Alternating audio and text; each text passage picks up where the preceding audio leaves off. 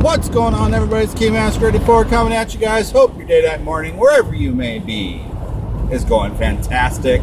Welcome. You already know what you're here for if you're here. If you're new, welcome. So we get to have fun talking about all things video game related, whether that be esports, whether that be regular video games. We talk about it here because that's what we do. Let me not forget that before my phone overheats.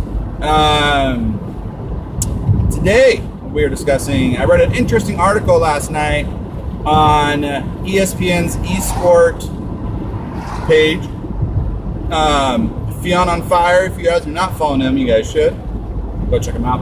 Really awesome article is lately coming out, but last night's was about the LCS Challenger Series and all the different things about it. And what I want to talk about, so Fionn was just literally talking about it on like an LCS, League of Legends level. So we're going to take it one step further because that's what we do. We take everything that everybody else does and we flip it around and give it a little extra twist. Articles with a twist. Would that be a good...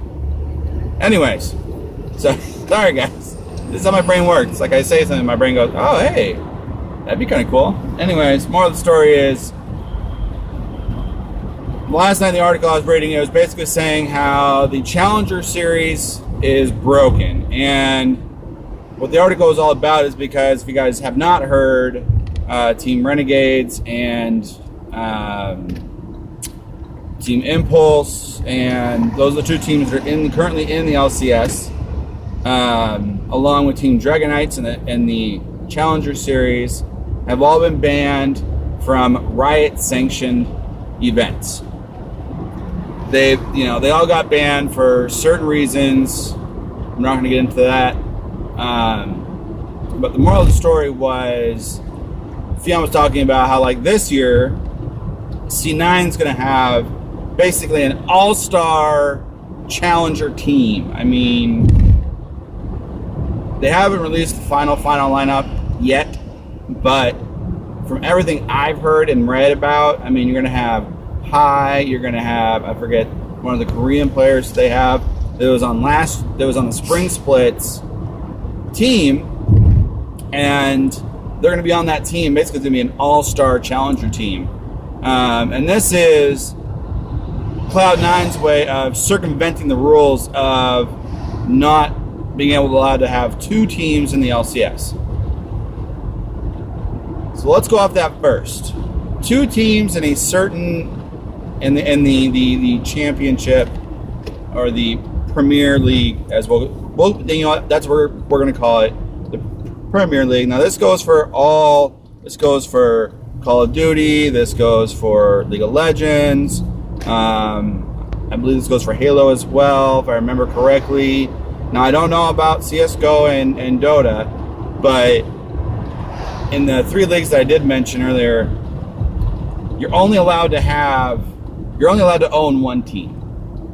And those rules have been brought down. That's the way it is. So we don't see this, was it 2 years ago now?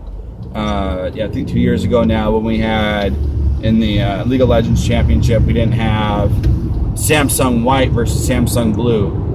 And some people didn't like that. Some people were like, well, it doesn't matter, Samsung wins. And it's like, no, but they're two different teams. Completely. They're two different teams. Samsung may sponsor both, yes, and have their name, because they spend a lot of money to get their name like that, but that is not how it really shakes down when everything goes down. I agree with being allowed to own more than one team. I think if you can cultivate the best players, if you can get the best players, you should be able to own multiple teams. Some people be like, well, that's not very fair competition-wise. And I'm like, okay, yes.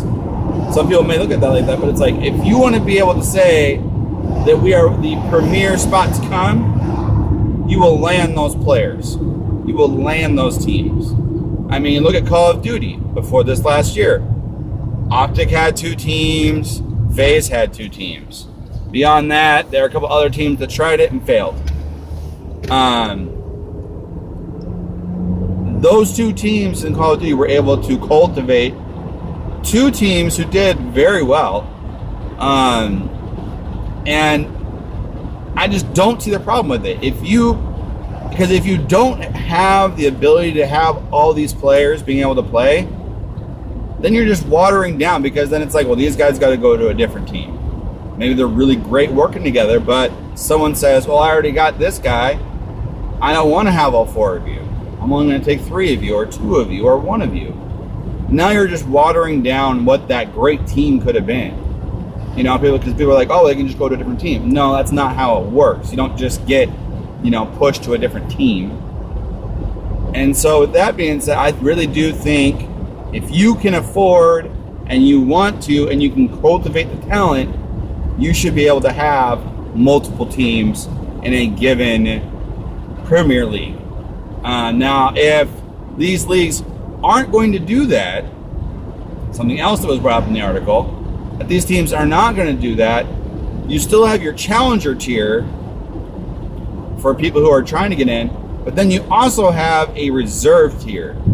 So you basically have 3 tiers like they do in China in the LCS. They have the Premier League, they have the challenger, and then they have the reserve. The reserve are for these teams that want to have all this talent, that are willing to pay all this talent, even though they're not going to be competing in the Premier League. I mean, in China, you'll have 10-man rosters, 10-man, because 5 will be in the Premier League and 5 will be in the reserve league, and they can, like if someone's sick, well, a guy from the reserve can come up for the weekend and compete, but still be able to compete at that high level. Whereas if you're just picking up a dude off the scrap heap, he may not, when's the last time he played? How much has he been grinding? So it's, and I think that's something that they really need to look into, because I think that they're missing a huge chunk by having that.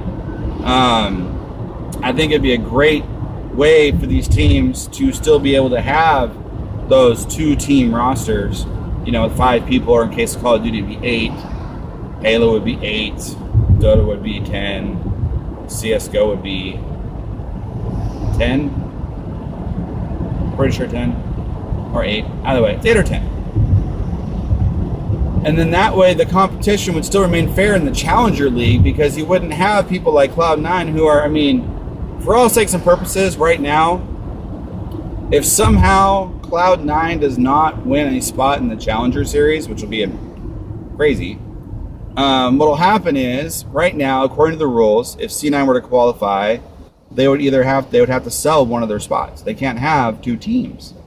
And so really what a lot of people are thinking that a lot of teams are going to start doing is, yeah, we'll have this other team, we'll buy them out for $500,000 or whatever, we'll buy out a challenger team, however much a challenger team costs. We'll say $500,000 for argument's sake. We'll buy a team out, we'll have our sister team down in the Challenger League, and then when we do qualify, then we'll just sell that spot for double the money. So now they're making $500,000. Well, granted, you got to pay the player's salary, so you're probably not making it. We're doing rough math here, guys. But that's what's going to end up happening. I can see a lot more of the bigger teams, like C9. I can see them continue to do it. TSM, I'm sure they can. If this works out for Cloud9 and the rules stay the same, that they'll do it. And I just think that that's something that all of these brands need to look at and say, hey, maybe we need to, think about what we're doing here, you guys. Maybe this is not the best way to do it. Let me know what you guys think down below in the comments. We would really like to see what everybody thinks about all these different challenger teams coming in, about the sister teams, about a league setup, the way that I laid it out. But with that being said, this is TheKeymaster 84, and as always, we play games to make gains, and haters are going to hate. I'll see you guys tomorrow.